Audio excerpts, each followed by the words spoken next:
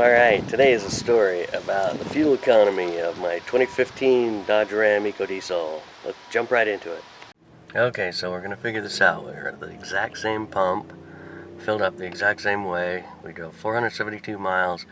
This says 24.3. I got 19.66 gallons of gas. So we'll compare it to what the computer says. 24.3 is pretty good. I don't know if we got that good. Alright. 472.1 miles divided by 19.66 equals 24.01. So the actual miles is very similar to the calculated miles.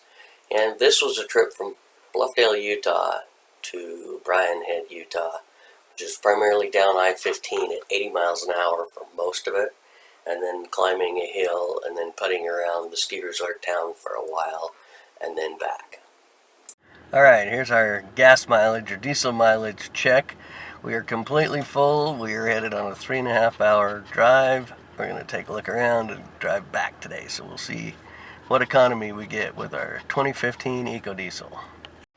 Okay, here we are zooming along. We've got 106 miles an hour and 29 minutes, and it's reporting 25.3 miles per gallon. My average speed is 71 because I've just been floating down the freeway at basically 70 to 80 because that's the limit around here.